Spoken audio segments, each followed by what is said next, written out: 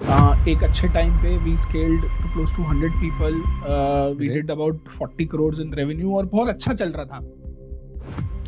मेरे लिए ग्रोथ बहुत सिंपल डेफिनेशन है कि इस आंसर का जवाब इस तरीके से अभी तक हमें नहीं मिला है, क्योंकि ये हमारा फिक्स क्वेश्चन है हर इसमें।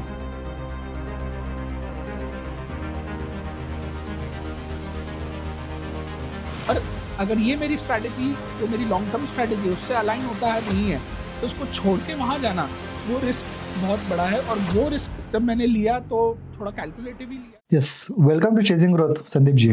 Thank you. यस, सो आपके लिए ग्रोथ क्या मायने रखता है? ग्रोथ वर्ड सुनते ही आपको क्या लगता है?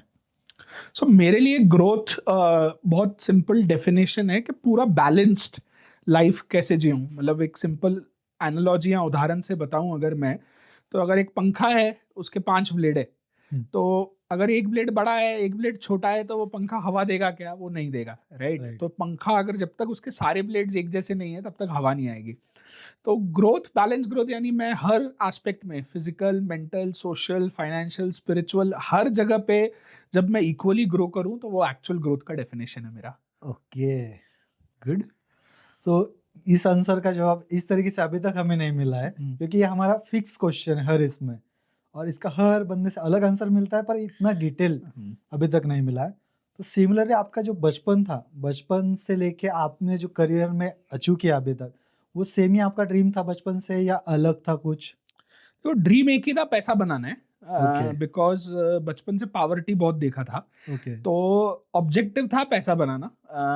और जिस काम में मजा आए उस काम से, यानी जैसे बोलते हैं ना कि अच्छे तरीके से पैसा बनाना। तो फिर लाइन चेंज होती गई, पहले बचपन में लगा इस चीज में पैसा है तो वहां चले गए, मतलब जब वो उस तरह की पढ़ाई की, फिर जब वो किया और वो पैसा अचीव हो गया तो फिर लगा कि चलो अभी नेक्स्ट करते हैं, ऐसे करते करते मूव होते गए। तो कुछ भी फिक्स्ड पकड़ के चलेंगे लाइफ में तो वो एक डिफिकल्टी देता ही है। तो I was very open, but the goal was very clear. Okay, good. So आपके जो फैमिली के वैल्यूज थे और अपब्रिंगिंग थी, वो कितना मैटर किया आपके कॉर्पोरेट जर्नी में और प्लस आपके बिजनेस में भी? मुझे एक अच्छा उदाहरण याद है कि एक स्कूल टीचर थी जो ट्यूशंस भी देती थी, और वो ना बहुत सिलेक्टिव बच्चों को लेती थी, क्योंकि उसको चाहिए था कि उस ट्यूशन से सारे बच्चे टॉपर निकले। और वो मुझे एडमिशन देने से इनकार कर दी कि क्योंकि मैं उतना पढ़ाई में अच्छा नहीं था, एक पर्टिकुलर 6-7 स्टैंडर्ड में उतना अच्छा नहीं था। और मुझे याद है मेरी मम्मी कंटिन्यूसली 30 से 40 दिन रोज जाके उनके यहाँ पे खड़ी हो जाती थी कि प्लीज मेरे बच्चे को लो, प्लीज मेरे बच्चे को लो। तो मैं मम्मी को कहता था अब वो नहीं ले रही है, इतना एटीट्यूड मार रही है, तो आप क्यों जा रहे हो? तो मम्मी का ये था कि जो सबसे बेस्ट आपको एजुकेशन दे पाएगा अगर उसके थ्रू गए तो चांसेस बहुत ज्यादा है। तो ऑब्वियसली फैमिली के जो वैल्यूज थे कि do the right thing, never take shortcuts, जिसको जितना समय लगेगा उतना समय दोगे तो लॉन्ग टर्म रिजल्ट चलेगा, वही पूरा शेप किया और उसी से बढ़िया ग्रोथ आई। आपके करियर में आप 12 साल डिजिटल मार्केटिंग एजेंसी चलाया, तब आपको ऐसा क्या चीज़ लगी कि आप डिजिटल मार्केटिंग एजेंसी बंद करते हैं और आप रियल एस्टेट बिजनेस शुरू करते हैं या ज्वाइन करते हैं? मैं मुझे याद नहीं कौन सी मूवी है ये, बट रणदीप हुडा का एक डायलॉग था शायद, once upon a time in Mumbai का मूवी है या क्या, जिसमें इमरान हाशमी भी था। और एंड में वो कहता है कि सही और गलत में फायदा कर, ये डिफरेंशिएट करना बहुत आसान है, लेकिन कम सही और ज्यादा सही में डिफरेंशिएट करना बहुत डिफिकल्ट होता है। तो वैसा था कि डिजिटल एजेंसी मेरी बहुत सक्सेसफुल थी, we were in top 3 digital agencies for real estate in Poona. एक अच्छे टाइम पे we scaled to close to 100 people, we great. Did about 40 crore in revenue और बहुत अच्छा चल रहा था। लेकिन वो कम अच्छा चल रहा था, और उसमें लगा कि क्या इससे और बेटर हो सकता है क्या? तो वो क्वेश्चंस कंटिन्यूसली शुरू हो गए। और हमेशा जब भी कोई एंटरप्रेनर है जो ग्रोथ चेस कर रहा है, अभी क्या होता है कि अगर एक एंटरप्रेनर एक प्रोडक्ट बेच रहा है, उसको सक्सेस अच्छी मिलती है, तो वो क्या करता है, उसी को करते रहता है कि ये अच्छी चीज तो नहीं छूटे मुझसे, यही तो एक अच्छी चीज है। राइट। उस समय वो डिफिकल्ट डिसीजन लेना कि चलो इसको छोड़ देते हैं। और अगर ये मेरी स्ट्रैटेजी जो मेरी लॉन्ग टर्म स्ट्रैटेजी उससे अलाइन होता है नहीं है तो इसको छोड़ के वहां जाना वो रिस्क बहुत बड़ा है। और वो रिस्क जब मैंने लिया तो थोड़ा कैलकुलेटिव ही लिया। घर वाले बोल रहे थे फिर 12 साल एक कंपनी को दिए क्यों तूने, जीरो से शुरू करके इतना स्केल कर गया और अचानक बोल रहा है कि अब इसको बंद करना है। बट 3 साल हो चुके हैं एजेंसी छोड़ के, मैं रियल एस्टेट में हूँ, and it has paid some good fruits that way. Okay. So as an entrepreneur, it will be difficult, but if it doesn't align to your long-term strategy, please stop it. Okay, क्योंकि बहुत लोगों का मैं देखता हूँ कि एक business 25 साल 30 साल करते रहते हैं, कैश का हुए पैसा आ रहा है जैसे आपने बताया, पर उसके बाद छोड़ते नहीं कि एक फेज आता है छोड़ना या पिवट करना जरूरी रहता है. Correct. तो वो टाइम आपको समझा और आपने एग्जिट कम मार सही दिया. और ज्यादा सही में हाँ, डिसीजन मतलब लिया. काफी लोगों ने ये भी कहा कि एक काम करो, इसको भी चलने दो, इसको भी चलने दो, फिर अगर ये नहीं चला तो ये वापस आएगा. तो वैसा वाला भी थॉट था कि चलो एजेंसी चला के देखते हैं, फिर पैरेलली ये भी करके देखेंगे. लेकिन जब बहुत क्लियर होता है और जब आप लॉजिकल एनालिसिस करते हो, तो मैंने एक्सेल शीट ओपन की, उसमें सारे प्रोज लिखे, कॉन्स लिखे, लगा कि अगर मैंने जीरो से एक एजेंसी को इतना बड़ा स्केल कर लिया है, सपोज 3 साल में ट्राई करूं, नहीं भी हुआ तो वापस से कर पाऊंगा. तो ये सारे जब एनालिसिस देखे मैंने उस हिसाब से, तो वो सेट हो गया और फिर उस हिसाब से रिस्क लिया. सो आप जब डिजिटल मार्केटिंग एजेंसी चला रहे थे उसके साथ ही आप विजिटिंग प्रोफेसर भी थे कॉलेजेस में, तो वो आपकी जर्नी कैसी रही? देखो, आप जब भी स्टार्टअप करोगे तो गरीबी होती है एक. तो ये 2009 में मैं एक्चुअली, उसके पहले आईटी सेल्स में था और मैं आईबीएम के सॉफ्टवेयर बेचता था. और मतलब ऐसा था कि सेल्स में बहुत तगड़ा था मैं, तो टॉप सेल्स का बंदा था, अच्छे से प्रोडक्ट्स बेचता था, इंसेंटिव्स अच्छे कमाता था, सैलरी बहुत अच्छी थी. अब वो सब छोड़ के डिसाइड किया कि धंधा करना है खुद का. तो धंधा जब किया तो गरीबी आती है, स्टार्टअप पॉवर्टी जिसको बोलते हैं. तो चालू किया मजबूरी में कि सिम्बोसिस बहुत अच्छे पैसे देता था, उनका आवरली रेट बहुत अच्छा था. ओके. तो ऐसा था कि सैटरडे संडे उधर जाओ तो पूरा महीने का घर का खर्चा निकल जाए, इतना पैसा देता था सिम्बोसिस सिखाने के लिए. तो SCM HRD था हिंजवड़ी, मैंने वहाँ चालू किया और इंटेंशन था पैसे तो मिल जाएंगे, एटलीस्ट स्टार्टअप से नहीं पैसे आए तो ये पैसे से घर तो चलाऊंगा. एंड बहुत मज़ा आता था. Symbiosis is one of the finest institutes, जो फोकस है उनका एजुकेशन को लेके. मतलब मुझे याद है उन्होंने मुझे ऐसे सिलेक्ट किया था कि 2-3 प्रोफेसर से, अलग अलग प्रोफेसर से कोर्स करवाया था और स्टूडेंट्स ने वोट किया था कौन सा प्रोफेसर उनको चाहिए. And student selected me. फिर सिखाने में बहुत मज़ा आया. फिर एक बार स्टार्टअप से बहुत पैसा आने लगा, बट फिर भी वो एक पैशन बन गया कि थोड़ा यंग माइंड से मिल रहे हैं, फ्रेश माइंड से मिल रहे हैं, उनके आइडियाज़ ले रहे हैं. So it help the lot in terms of मुझे जिंदा रखने के लिए. क्योंकि जब आप, बिकॉज आज भी आप देखो जेनजीज में इतनी पावर है, उनकी इमेजिनेशन में कंट्रोल नहीं है. आज हम जो जेनजीज नहीं है, या मिलेनियल्स जो मैं बोलूँ, उनकी इमेजिनेशन बहुत रिस्ट्रिक्टेड है. क्यों? हम अपने लिमिटेशन से सोचते. उनको साला डर ही नहीं लगता जेनजीज को सोचने में, किसी चीज़ में. और वो जब हम सुनते हैं, वो थॉट्स जब सुनते हैं ना, उससे बहुत पावर मिलता है. ओके.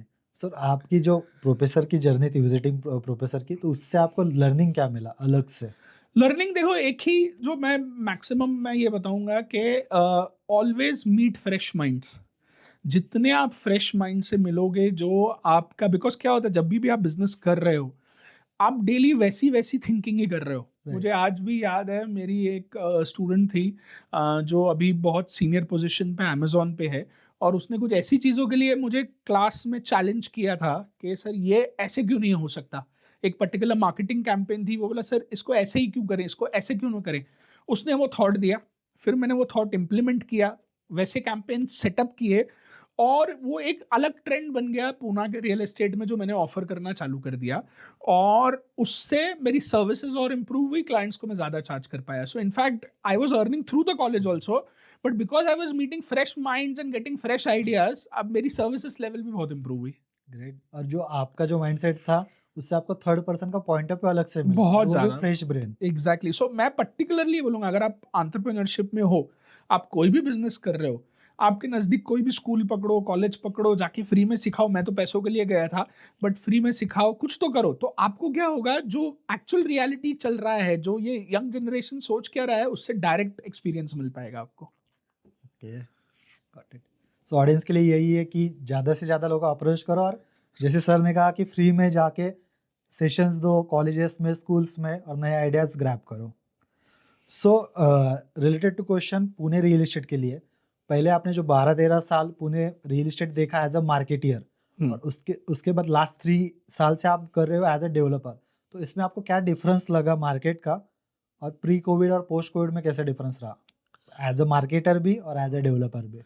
सो सी, तो एज अ मार्केटर, ये होता था, देखो बहुत सारे आइडियाज हम देते थे अपने क्लाइंट्स को। अब आप भी एजेंसी चलाते हो तो आपको भी पता है कि आप आइडियाज दे रहे हो।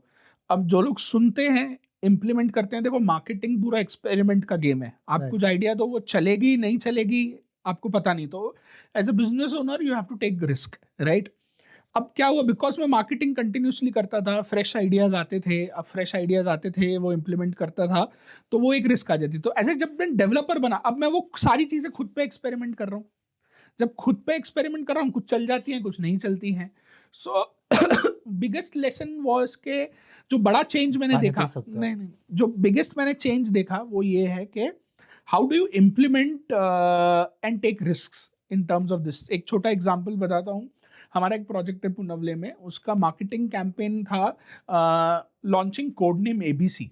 तो सब बोले यार एबीसी एबीसी क्या है, and then we introduced a concept called age based customisation. Oh. So आप अगर एज अ कस्टमर आते हो और आप बोलते हो कि ना ये बेडरूम में ना मेरे घर में सीनियर सिटीजन रहने वाला है, तो हमने सीनियर सिटीजन के हिसाब से 10 कस्टमाइजेशंस बना दिए हैं कि उनके वॉशरूम में एक बार है जिसको वो पकड़ के उठ सकते हैं, या उनके बेड के बाजू में एक अलार्म बटन है ताकि अगर वो घर पे कभी बेड रेस्ट पे हो तो किसी को बुलाना हो तो वो कर सकते हैं। अब ये क्रिएटिव चीज़ है, जब मैंने प्रोडक्ट में लाई तो एक रिस्क होता है क्योंकि डेवलपर है, हर चीज़ कॉस्ट है, फुकट तो कुछ नहीं है। राइट। और जब वो इम्प्लीमेंट किया, प्रोडक्ट को पॉजिटिव रिस्पॉन्स आया तो वो बहुत अच्छा चला। ओके, सो इस तरीके से आपको जो एज अ डिफरेंस मार्केट है, से हाँ मार्केटियर हाँ, इतने दिन आप आइडियाज बता रहे थे, थे और करेक्ट उसके बाद इम्प्लीमेंट जब कर रहे थे तब अलग करेक्ट पर्सन। करेक्ट। और सिमिलर क्वेश्चन जो था कि अब पुणे रियल एस्टेट मार्केट में कैसे चेंजेस देखे आपने? सो पुणे 3 सेगमेंट्स में मैं ये बताऊंगा। एक है पहले बायर मार्केट में। आज से मैं 2008-9 से मार्केटिंग कर रहा हूँ particularly for real estate. Buyers की क्लैरिटी जो 2009 में थी वर्सेस 2025 में, इट्स अ ह्यूज डिफरेंस। आज बायर को काफ़ी बार बिल्डर से बहुत ज़्यादा पता होता है। राइट। जो शायद एक इंडिविजुअल को इतना, जो सेल्स इंडिविजुअल उसको ना पता हो, बट बायर ज़्यादा अवेयर है बिकॉज उसका डिजिटल रिसर्च बहुत ज़्यादा स्ट्रांग है। सो कस्टमर बहुत अवेयर है। दूसरा, बिकॉज ऑफ रेरा ट्रांसपेरेंसी बहुत बढ़ गया है रियल एस्टेट में। सो ये एक पॉजिटिव चीज़ हुआ है after pre like Covid versus next. फिर बायर्स का रिक्वायरमेंट बदल गया है, स्पेस का रिक्वायरमेंट एक ड्रास्टिक चेंज आया है। तो पहले छोटी फैमिली है तो 1 BHK 2 BHK भी चलता है, बट अब आप देखो ओवरऑल 1 BHK इसकी demands overall in the industry has reduced और 4 BHK इसकी डिमांड बढ़ गई है। So this is a clear fundamental difference in terms of the buyers psychology. Second, from a sales point of view, पहले print ad कर लो, digital ads कर लो, माल बिक जाता था। अब चैनल पार्टनर्स के बगैर माल बिकना नहीं है। सो ये सेल्स एंगल में चेंज हुआ है। और थर्ड सबसे बड़ा चीज है प्रोडक्ट डिलीवरी में चेंज हुआ है। पहले क्या होता था, आप प्रोडक्ट में कुछ भी 19-20 कर दो, ये कर दो, एक बैड एक्सपीरियंसेस कस्टमर्स ने देखे। आज आपका जो पोजेशन का जो प्रूफ है वो सबसे इंपॉर्टेंट हो गया है आपकी रेपुटेशन बनाने में। आप पेपर पे फुल पेज ऐड दे दो, बड़ा 5 स्टार सेलिब्रिटी ले आओ, कुछ ले आओ, उसका कुछ हेल्प नहीं होता। If you are able to deliver it and show that trust, तो वो ऑटोमेटिकली काम कर रहा है। ओके। और third as a developer side से? एज ए डेवलपर जो मेजर इश्यूज हैं वो है labour shortage, and what we are seeing is industry will move more towards automation, के रोबोटिक्स आएंगे। पहले आप देखो कि लेबर बहुत सारी चीज़ें करता है, अब labour is getting replaced by machinery. Because आज आप किसी भी प्लम्बर को पूछ लो कि आप चाहते हो कि आपका बेटा प्लम्बर बने, तो वो नहीं बोलेगा। सो नेक्स्ट 20 years ये शॉर्टेज और बढ़ती जाएगी, एंड वो will be replaced by automation and machinery that way. So robotics बहुत आना है। So this industry will see a lot in next few years. Okay. और जो पुणे का रियल एस्टेट मार्केट है, उसका कंपेटिटिव एज क्या है अदर 7 मेट्रो सिटीज से? जैसे दिल्ली हो गया, बैंगलोर, चेन्नई और बाकी और 4। So, पुणे का कॉम्पिटिटिव एडवांटेज आज भी मैं ये बोलूँगा, first is migration of fresh population. May be because of education, may be because of the jobs in Hinjawadi and Kharadi, there is a large population जो माइग्रेट हो रही है पूना में। और ये जब तक आते रहेंगे, रियल एस्टेट एक अच्छी डिमांड में रहेगा। क्या हमारा इंफ्रास्ट्रक्चर अच्छा है? लास्ट टाइम मैंने एक पॉडकास्ट में बोल दिया था पुणे का इंफ्रास्ट्रक्चर अच्छा है, तो बहुत गाली पड़ी थी मुझको। बट आइडियली मैं अभी भी बोलूँ, आप कंपेयर करो from the markets like Bangalore, Bengaluru के हिसाब से Poona is much better in terms of infrastructure. हाँ, मैं ये नहीं बोलूँगा कि स्कोप नहीं है ग्रोथ की, बहुत स्कोप है ग्रोथ की, आज भी हमारे रास्ते खराब हैं, बट आप देखो बेंगलुरु में रियल एस्टेट का मार्केट कितना एक्सपेंसिव हो गया है और इंफ्रास्ट्रक्चर उतना खराब है. पुणे में at least infrastructure comparatively to Bangalore and certain cities it's still better and real estate prices are not that high. Okay. So जो रियल एस्टेट की मार्केटिंग चेंज हो रही है, एआई, वीआर, एआर, इसके रिगार्डिंग आप क्या इम्प्लीमेंट कर रहे हो आपकी कंपनी में? So honestly, मैं AI, I can use it for my better reporting, my better marketing ideas and all. Beyond that, particularly जैसे मुझे लगता है सबसे कम खतरा AI का रियल एस्टेट सेल्स पे है, because it is still a product which people will want to experience it. Okay, Right. so मैं कितने भी virtual tours बना लूँ, ये बना लूँ, it can only take one step closer for that person to decide to come to my site.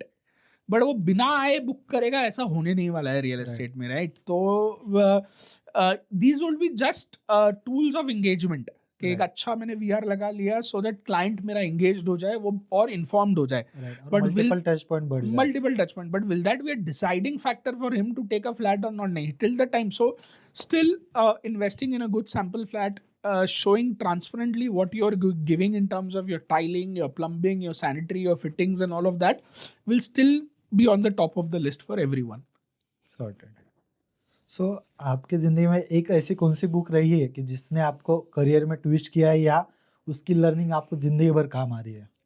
सो ऐसा एक बुक तो डेफिनेटली नहीं है because I read a lot, but मैं रिसेंटली बताऊंगा जो एक बुक है, and I think so every entrepreneur should read it, because entrepreneurs multitasking बहुत करते हैं और मल्टीटास्किंग नहीं करेंगे तो उनको मज़ा नहीं आता है. So the name of the book is the one thing. It's a beautiful book on saying कि आप कोई एक चीज़ पकड़ो, till the time you don't champion that and automate that completely, and come out of it, never leave that thing. So that as a strategy has helped me a lot. So मेरा हर quarter का एक नया target होता है कि ये quarter में मैं ये चीज़ को या ये प्रोसेस को चैंपियन कर दूंगा, फिर उसके बाद मैं भूल जाता हूँ उसको. राइट, उसको डेलीगेट कर देते हाँ, हो फिर डेलीगेट करके सिस्टम्स में लाके मैं बाहर आ जाता हूँ, फिर मैं नेक्स्ट चीज़ पे मूव ऑन हो जाता हूँ. राइट. सो आप एज़ अ डेवलपर हो, आप डिजिटल मार्केटिंग एजेंसी ऑपरेट कर रहे थे और आपको क्या इनिशिएट किया कि आप कंटेंट क्रिएशन चालू करो? सो मुझे बहुत क्लियर है कि बिकॉज मैं मार्केटिंग एजेंसी से था, I should be the first person to start. तो मैंने ऑलरेडी लेट कर दिया काफ़ी, but the power of content is, मतलब as an entrepreneur, if you are not creating content, you are not showing how you are building your startup, what products you are offering, and not only by promoting yourself but creating value for your audience, if you do that, उससे बड़ा power आपका digital media पे कुछ नहीं है. And believe me, next 5-7 साल बहुत grow करने वाला है. तो अगर आप अभी नहीं घुसोगे तो बहुत लेट हो जाएगा, एंड देन मतलब बाकी और लोग टेक ओवर कर लेंगे. आपका क्या सजेशन रहेगा जो न्यू एज एंटरप्रेन्योर्स है या जो रियल एस्टेट में अभी बिजनेस कर रहे हैं पिछले 10-15 साल से, उनको आप एक सजेशन क्या दोगे? कस्टमर सेंट्रिक, मतलब आप अपना बिजनेस जितना कस्टमर सेंट्रिक बनाएंगे, जो आपके कंज्यूमर को चाहिए, बिकॉज मैं एक बहुत स्ट्रांग बिलीवर हूँ कि अगर आप बेच पा रहे हो अपना माल और एक अच्छे तरीके से बेच पा रहे हो, यानी माल पे बहुत ज़्यादा डिस्काउंट दे के ऐसा डिस्ट्रेस सेल में कर रहे हो तो वैसा नहीं, बट एक अच्छे कॉन्फिडेंस से बेच पा रहे हो, मार्केट से बेटर प्राइस ले पा रहे हो, तो आप क्यों कर पा रहे हो? क्योंकि आपको जो भी कस्टमर्स को चाहिए था वो आपने फुलफिल किया है. तो जो अगर बिजनेस बेच पाएगा तो उसके कैश फ्लो सेट रहेंगे, बाकी सारी चीज़ें, उसके वेंडर पेमेंट सेट रहेंगे, सब चीज़ें सेट होगी, फिर वो ऑटोमेटिकली सेट होता जाएगा. So as a entrepreneur, your job is be crazy about your customer. मतलब live, die, think like your customer and whatever he wants fulfill. उसके लिए जो लगता है वो कर लो, ऑटोमेटिकली बिजनेस रुकेगा ही नहीं आपका. और आपका सेम ही question specifically real estate channel partner जो है, जो मेन पिलर है बिजनेस का, मोर देन 70% जो प्रॉपर्टी सेल होती है चैनल पार्टनर के थ्रू, उनके लिए भी आप सेम ही बताओगे या कुछ एडिशन कर उनके सकते हो? लिए चैनल पार्टनर्स जो हैं उनके लिए स्पेसिफिकली कस्टमर सेंट्रिक बहुत ज़्यादा हो जाता है, बिकॉज बहुत सारे सीपी फर्म्स जो हैं या रियल्टर्स जो हैं वो बहुत ट्रांजैक्शनल हो जाते हैं. डिजिटल पे लीड जनरेट करो, प्री सेल्स उसको कॉल करेगा, साइट विजिट कराओ, बुकिंग करो, ना आप कस्टमर को जानते हैं ना कस्टमर आपको जानते हैं, वो ट्रांजैक्शन हो गई, खत्म हो गई. बट लॉन्ग टर्म में realtors as a business, channel partners as a business, if you look at markets like US, Europe, Dubai, they have been very relationship based. यानी एक बंदा जैसे एक वेंडर को पकड़ता है सालों साल, वैसे ही एक ब्रोकर को पकड़ लेता है, उसी के साथ सालों साल अपनी प्रॉपर्टीज खरीदता है। वही उसकी प्रॉपर्टी को देखता है, सब कुछ मेंटेन करता है, बेचता है, रेंट पे चढ़ाता है, नेक्स्ट खरीदवाता है, ये है। सो जितना रिलेशनशिप ड्रिवन रहेगा आपका बिजनेस, उतना अच्छा स्केल करेगा as a long term basis. Got it. So यही लर्निंग है सबके लिए, डेवलपर के लिए भी आपने बताया, चैनल पार्टनर के लिए बताया, जो सेल्स में काम कर रहे हैं एक्चुअल ऑन फील्ड, उनके लिए भी आपने जो इनपुट्स दिया वो सबके लिए यूज़फुल रहेगा। और सर का जो इंस्टा पेज है वो नीचे हम लिंक कर देंगे, आप वहाँ पे क्लिक कर सकते हो, उससे ज़्यादा से ज़्यादा आपको सेल्स की ट्रेनिंग मिलेगी। Correct, correct. इसके साथ ही आज का पॉडकास्ट हम यहाँ पे एंड करते हैं। Thank you for coming. Thank you so much for calling. I wish you all the best. आप ग्रो करते रहो, बिकॉज एंटरप्रेन्योर्स की स्टोरीज बाहर आनी चाहिए, and your platform is really helping, and that is a very good thing. Yes, thank you. Thank you, thank you.